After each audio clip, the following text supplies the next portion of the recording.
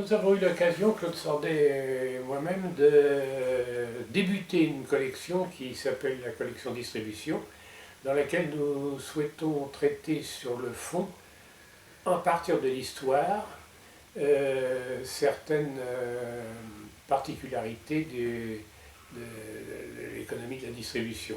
L'histoire est très importante selon nous, non pas qu'il faille s'occuper uniquement de l'histoire dans les décisions économiques qu'on prend, mais la négliger serait une erreur. Alors nous avons pris le parti de créer une collection dans laquelle nous traitons un certain nombre de sujets qui ont été traités de façon partielle ou incomplètement de façon partielle dans le passé, et surtout pour analyser ce qui s'est passé et surtout ce qu'on peut en tirer pour l'avenir. Voilà. Alors, Claude, je te laisse te présenter. Oui, alors, on a quand même une ligne professionnelle assez voisine, mais amusante.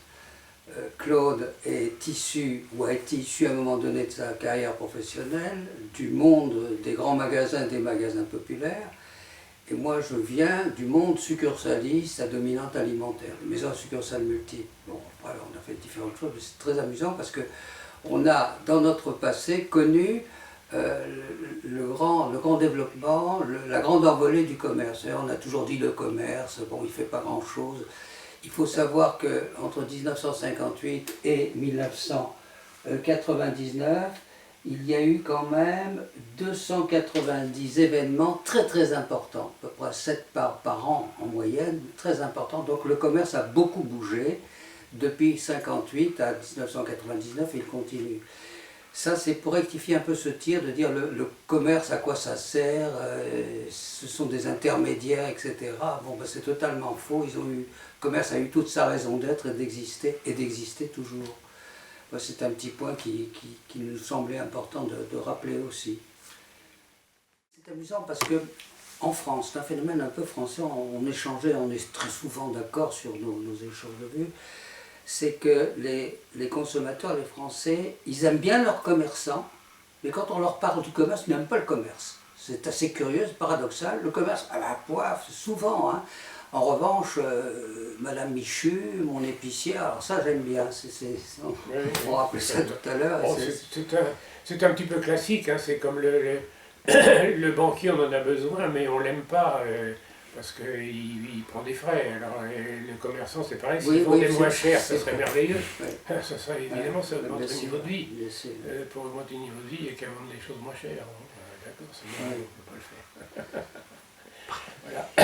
Alors, dans le cas précis de ce livre-là, des regroupements dans la distribution, on a voulu traiter les regroupements qui se sont passés, parce qu'on s'aperçoit qu'au fur et à mesure qu'arrivent de nouveaux types de magasins ou de modes de distribution, il y a, pour ceux qui réussissent en tout cas, parce qu'il y en a qui échouent, enfin pour ceux qui réussissent, il y a immédiatement beaucoup d'imitateurs, beaucoup d'opérateurs, si je puis dire, et puis petit à petit, après c'est la même chose dans la production d'ailleurs, hein, puis petit à petit ça s'épure un peu et ça se regroupe.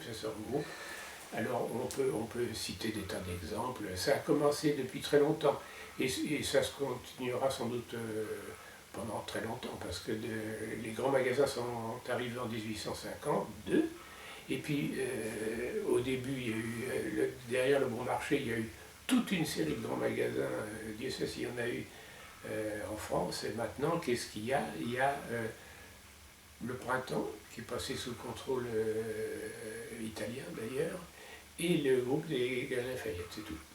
Les magasins populaires qui ont été créés, déjà c'était un regroupement dès le départ, qui ont été créés par les grands magasins justement, il y en avait une bonne dizaine. Maintenant, il n'y a plus que Monoprix qui a repris tout le monde, et encore Monoprix et qui dépendait des Galeries Lafayette, donc des grands magasins, dépendance historique, et maintenant fait partie du groupe Casino, qui était un succursaliste alimentaire. Pour les hypermarchés, l'affaire n'est pas terminée d'ailleurs, il y a maintenant combien 4 groupes importants d'hypermarchés, alors qu'il y en avait de fort importants d'ailleurs il y a 10-20 ans, il y en avait beaucoup plus. Oui, alors les regroupements, qui a commencé? Bon, il faut savoir que les regroupements de la distribution, ce dont il s'agit, ont été précédés par des regroupements qui ont inquiété les distributeurs de grands fabricants qui ont repris dans les régions des petites entreprises et qui sont devenus tout à fait importants. Et les distributeurs ont très probablement pris peur un peu en se disant si on ne se regroupe pas, à quelle sauce allons-nous être mangés? Ça les a incités à se regrouper. Si ce n'est qu'à l'époque, et on le rappelait tout à l'heure, on se regroupait par famille, les succursalistes entre eux. Bouffons-nous les uns les autres, mais entre nous. Hein. Tandis que maintenant, on voit des choses tout à fait différentes. Et une des dernières informations qui remonte la semaine dernière, on voit que Système U, qui fait partie du commerce, c'est un des 3 tenants du système du commerce associé, est en train de se rapprocher d'Auchan. Pourquoi? Comme la plupart du temps, pour mieux acheter. Parce que pour mieux acheter, pour avoir des profits plus confortables, si vous voulez. Alors, tout évolue, mais c'est assez amusant. Dans le temps, tous ensemble, bouffons-nous les uns les autres, mais dans la famille. Hein. Et maintenant, ben, oui, on fait des croisements tout à fait qui auraient semblé insolites il y a une dizaine d'années, même pas. Donc ça évolue encore. Oui, tout à fait. Alors nous ne saurions trop inciter les personnes intéressées à lire notre livre, pas tellement pour la raison suivante, c'est que un mouvement qui date depuis, disons, le 19e siècle, après fait qu'il y a eu une évolution considérable, une amélioration du niveau de vie, du niveau de consommation, donc de la distribution des produits et des services. Et au début, évidemment, ceux qui ont mené la danse ont été les producteurs. Ah oui, sûrement. C'est évident. Et puis, petit à petit, les distributeurs se sont organisés, se sont regroupés. Ça n'est pas fini, et ceci a été une évolution considérable. Un groupe avait dans la mare, puisque on peut dire qu'au début, la domination des producteurs, qui existent encore dans certains domaines, a été battue en brèche par l'organisation des distributeurs qui même ont pris le leadership dans certains cas, dans certains domaines, et ceci a créé une perturbation considérable et qui a eu des relents sur le plan juridique, puisque on a fait des lois même là-dessus, et on a voulu réglementer un petit peu ça. Or, on peut citer récemment la loi Galland, par exemple, on s'est aperçu après l'avoir fait que c'était mauvais, qu'on avait obtenu le résultat inverse à celui qu'on cherchait.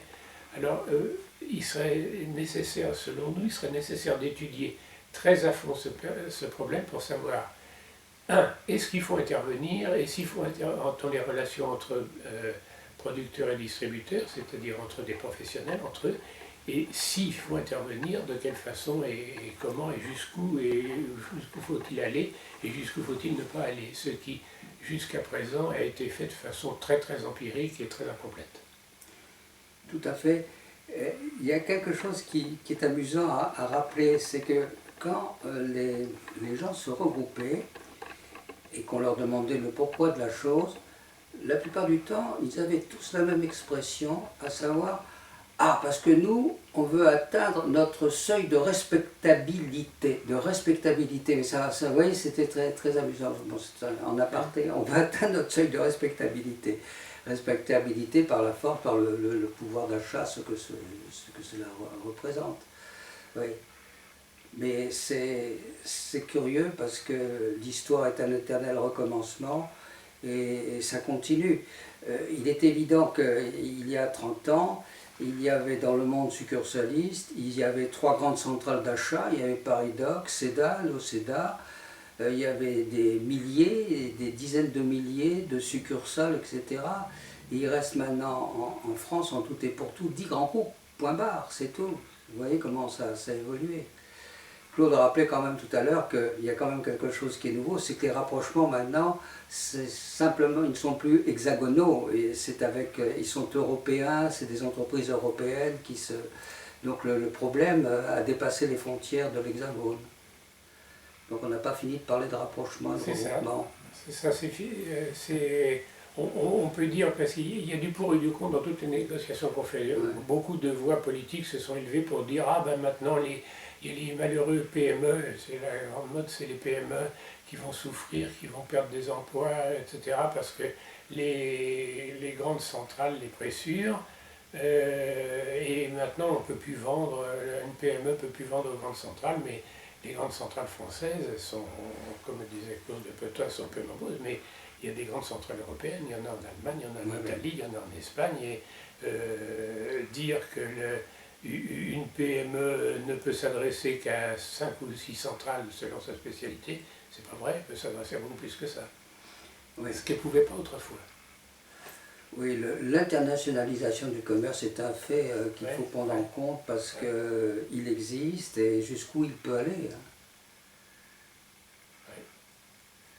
D'ailleurs, la plupart de ces distributeurs n'ont pas attendu pour aller qui au Brésil, qui en Argentine, qui en Asie du Sud-Est, etc. Ils ont quitté et ils ont pu le faire parce qu'ils étaient suffisamment puissants sur leur marché domestique, parce que les Argentins se renseignaient, tiens, pourquoi Promodès arrive, mais qui est Promodès en France, ils ne savaient pas très bien, Promodès quand même, etc. Il faut quand même savoir que Carrefour a été le 2e groupe mondial de la distribution, le 2e groupe mondial, Cocorico. Hein? Il est d'ailleurs développé un petit peu largement donatif, parce que ça a été de loin, à ce jour, en tout cas, le regroupement le plus important dans le paysage distributif français. Mais comme toujours, il y a des gens qui nous ont fait le reproche d'avoir choisi des gros, etc. Mais non, parce que Claude a raison de le rappeler, c'est quand même, ça a été quand même une très grande réussite, Carrefour. Il n'y a pas que Carrefour. Bon, pour Modeste, on en parle aussi. Voilà.